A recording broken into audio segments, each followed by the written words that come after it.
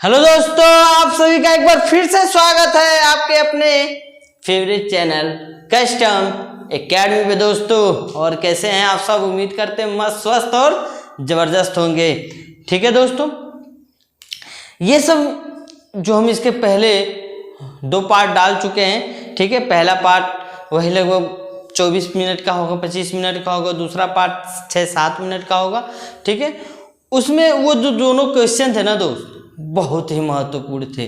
ठीक है, और आज का क्वेश्चन जो आपके सामने दिख रहा है वो भी एक बहुत ही बेहतरीन है अपने आप में। ठीक है, तो एक बार फिर से आपसे कह दें, आप सभी का तहे दिल से स्वागत है आपके अपने कस्टम एकेडमी पे दोस्तों। और एक बार फिर से एक बहुत ही जोरदार, धमाकेदार, मस्त, शानदार, जबरदस्त सवाल लेके आए हैं आपके सामने।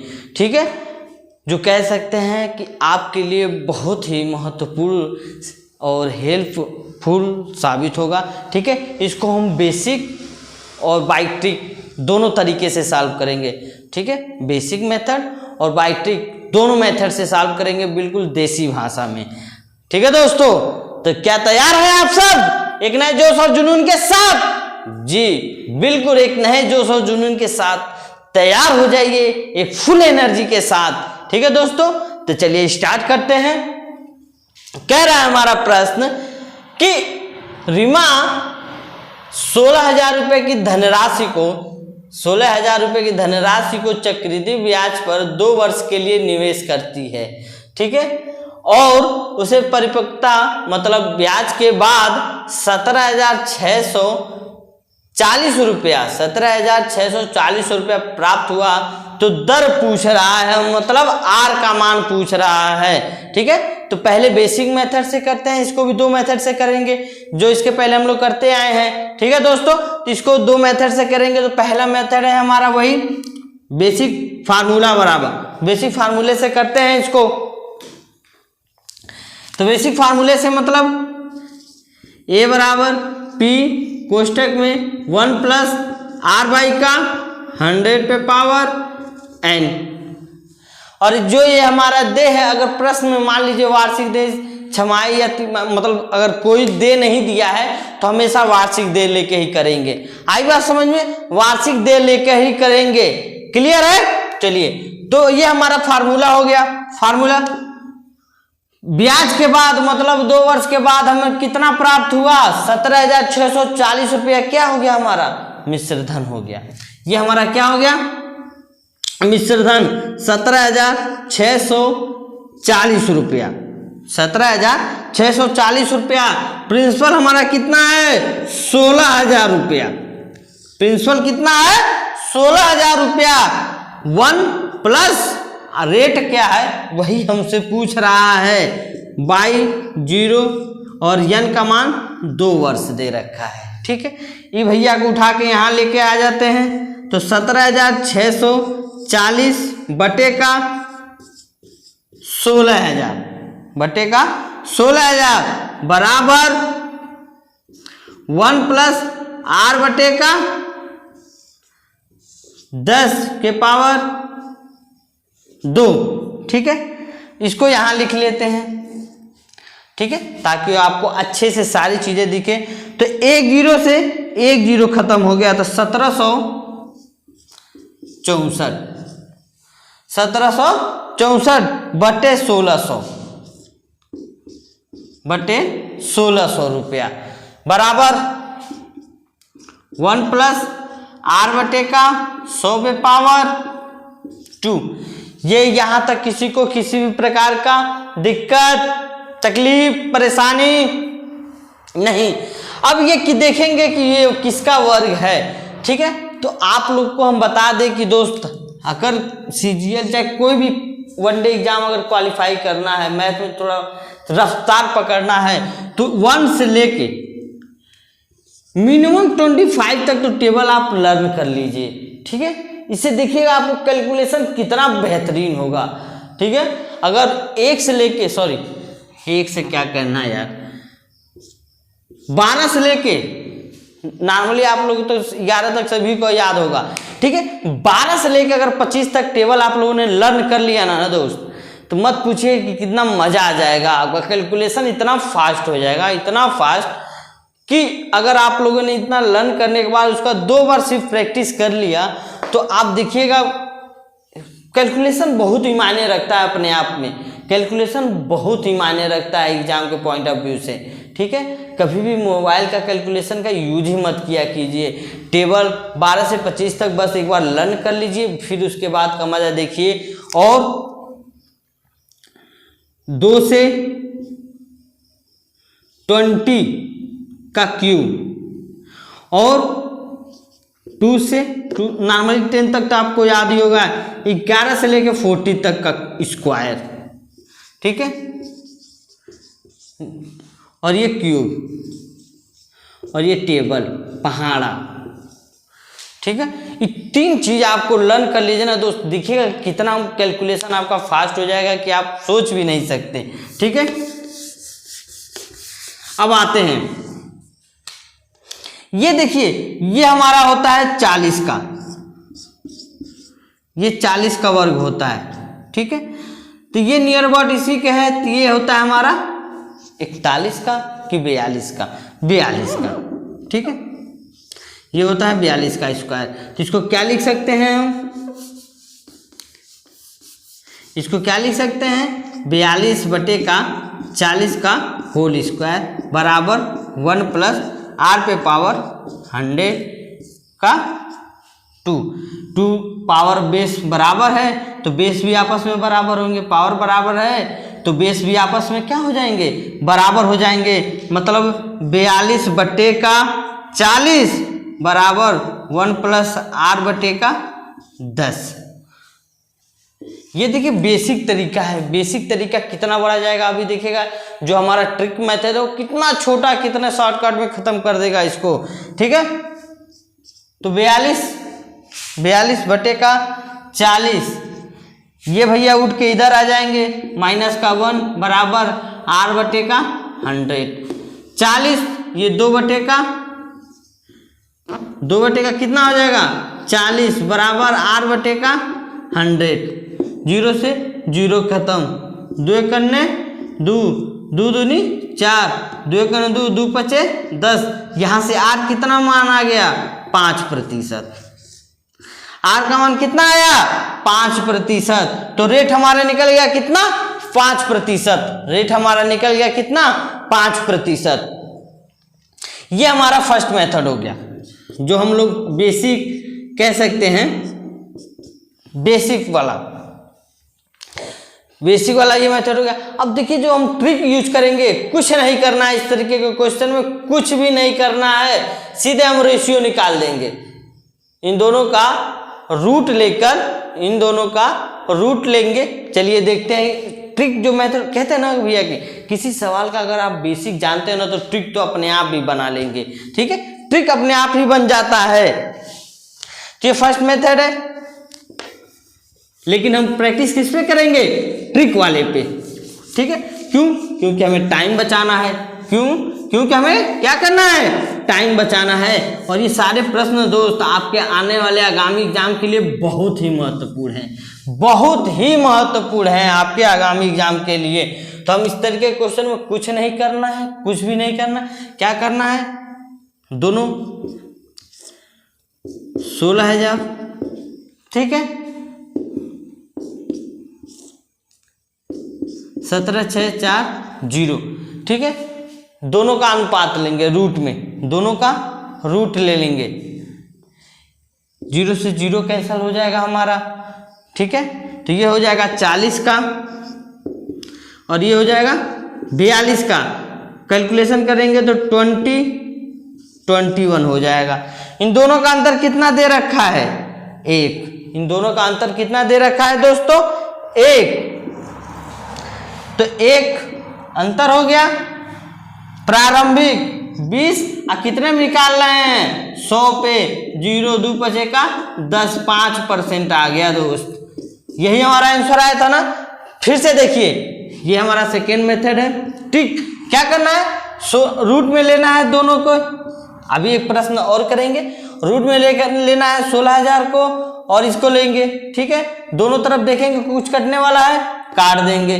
तो हमें पता है क्योंकि अभी अभी हमने निकाला कि ये 40 का होता है और ये 42 का होता है। ठीक है, तो 40 42 फिर देखिए कुछ कट रहा है, हाँ ये 2 बार में कटेगा, ये भी 2 से कटेगा तो ये 20 हो जाएगा 20। अब दोनों का अंतर कितना है? 1। दोनों का अंतर कितना है?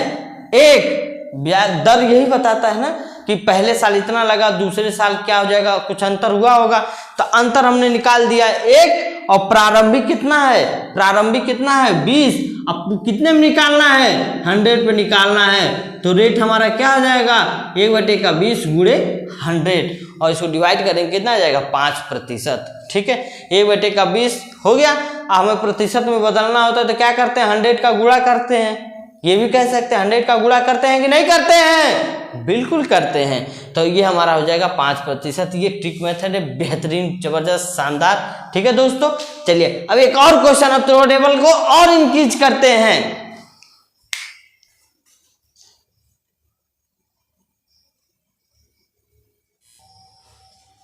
ठीक है दोस्तों, अब देखिए एक और शानदार, धमाकेदार, मस्त सवाल। ठीक है, एक और बेहतरीन सवाल आपके सामने, ठीक है, आ चुका है, एक धमाका और बेहतरीन शानदार करने के लिए। ठीक है दोस्तों, चलिए तैयार हो जाइए एक नए जोश और जुनून के साथ। ठीक है, ये जो वक्त है ना दोस्त, ये भी गुजर जाएगा। ठीक है, ये जो वक्त है ये भी गुजर जाएगा, आने वाला वक्त बहुत बेहतरीन हो जाएगा। ठीक है दोस्तों, तो ये हमारा सवाल है, इसको कितना सा ट्रिक कह सकते हैं कि इस सवाल, ये हर साल एग्जाम में आता ही आता है। ये हर साल अगर चक्रवृद्धि के ब्याज का सवाल आना हो ना, तो इसका कह सकते हो कि 50% चांस रहता है कि इस क्वेश्चन को डाले वो। आई बात समझे? इस तरीके के क्वेश्चन को सॉल्व करने के लिए आपको क्या स्क्वायर याद होना चाहिए, क्यूब याद होना चाहिए, ताकि आपको पता चले कि हाँ यार इस तरीके का कुछ होता है। मैक्सिमम क्यूब पूछ देता है, स्क्वायर पूछ देता है। जैसे यहाँ देखिए कह रहा है कि एक धनराशि चक्रवृद्धि ब्याज की दर से 3 वर्ष में, ठीक है, 3 वर्ष में स्वयं का 3 गुना, स्वयं का 3 गुना हो जाता है। तो ज्ञात करें कि कितने वर्षों में यह राशि स्वयं का 9 गुना हो जाएगा। स्वयं का 9 गुना हो जाएगा, तो कुछ भी नहीं करना। इस प्रकार के क्वेश्चन को देखिए, कह रहा है 3 वर्ष में, 3 वर्ष में कितना हो जा रहा है दोस्त? 3 गुना। 3 गुना हो रहा है कि नहीं हो रहा है? तो 9 गुना कब हो जाएगा? पूछ रहा है 9 गुना हो जाएगा। तो 9 गुना, तो 9 गुना कब हो जाएगा दोस्तों? 9 गुना कब हो जाएगा? तो इस प्रकार के क्वेश्चन में क्या करना है, एक तरीके से इसे बेस बनाइए, तो इसको भी इसी के फॉर्म बेस के बराबर करना है। तो 9 गुना को हम क्या लिख सकते हैं? 3 का स्क्वायर लिख सकते हैं कि नहीं?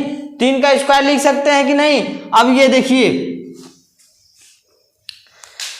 हाँ ये देखिए हमारा बेस 3, ये बेस हमारा बराबर है। अंतर क्या हो रहा है? अब हमें कुछ नहीं करना है, इस 3 को इस 2 के साथ मल्टीप्लाई कर देंगे तो क्या हो जाएगा? आंसर हमारा क्या हो जाएगा? 3 गुणे का 2, 6 वर्ष। ये आंसर है, खत्म। कितने वर्षों में? 6 वर्षों में यह 9 गुना हो जाएगा। 3 वर्ष लिखेंगे, 3 गुना हो जा रहा है, तो 9 गुना कब होगा? 3 का 9 किसका स्क्वायर है? 3 का। तो ये बेस सब बराबर हो गया। तो ये 2 बचा ना, 2 का मल्टीप्लाई 3 के साथ कर देंगे, मतलब गुणा कर देंगे।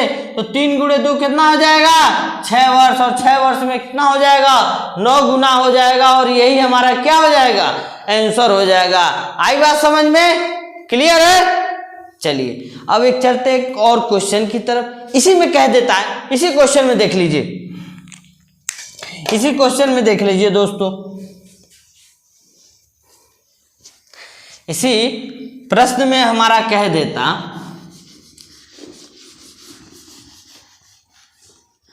कि अगर इसी प्रश्न में हमारा कह देता कि 2 वर्ष में स्वयं का 3 गुना हो जा रहा है। स्वयं का 2 वर्ष में स्वयं का 4 गुना लिख देते हैं, 4 गुना हो जाता है। तो यह 16 गुना कब हो जाएगा? या 64 ठीक है, ये 64 गुना कब हो जाएगा? 64 कुछ नहीं करना, इस प्रकार के जिससे घबराना नहीं है, सीधे यहाँ 2 वर्ष पूछ रहा है, ठीक है, 2 वर्ष 4 गुना, हमसे क्या पूछ रहा है? 64 गुना। 4 को 64 में कितना? 4 चौका 16, 16 चौका 64, मतलब बेस के बराबर करना है इसको, इसका और ये बराबर करना है हमें किसी भी तरीके से, ताकि हम इसका मल्टीप्लाई कर दें तो 64 बराबर क्या होता है? 4 चौका 16 चौका 64, 4 के पावर 3 कर देंगे तो 64 गुना हो जाएगा। और ये जो हमारा 2 है दोस्त, 3 के साथ मल्टीप्लाई हो जाएगा तो 2 गुणे 3 बराबर कितना आ जाएगा? 6 वर्ष। तो 6 वर्ष में यह कितना हो जाएगा? 64 गुना हो जाएगा, ठीक है। हो सकता है यहां पूछ दे 8 दे दे, अब 8 दे दिया तो क्या करेंगे? कुछ नहीं, यहां 8 गुना पूछ दे रहा, अब 64 है तो अब 4 को नहीं लेंगे, 8 ही टाइम 64, तब क्या हो जाएगा हमारा आंसर? तो हमारा आंसर क्या हो जाएगा दोस्तों? अब 2 का गुणा 2 के साथ हो जाएगा तो कितना हो जाएगा? 4 वर्ष में हो जाएगा कितना?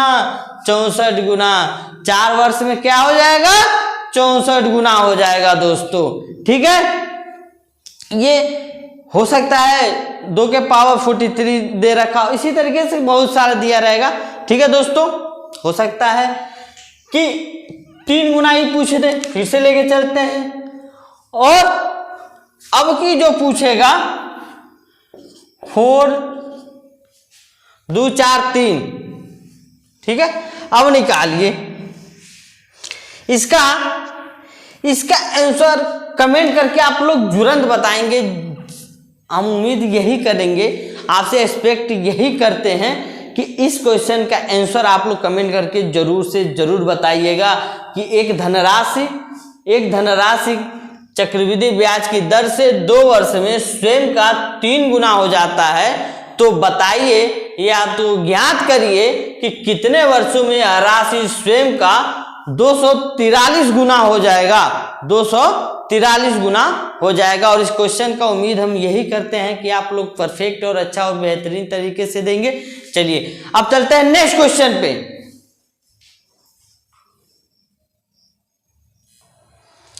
देखिए दोस्तों, अब एक और बेहतरीन, थोड़ा लेवल को और इंक्रीज किया गया। अब लेवल को थोड़ा और इंक्रीज करते हैं और मजा लेते हैं और शानदार तरीके से देखते हैं।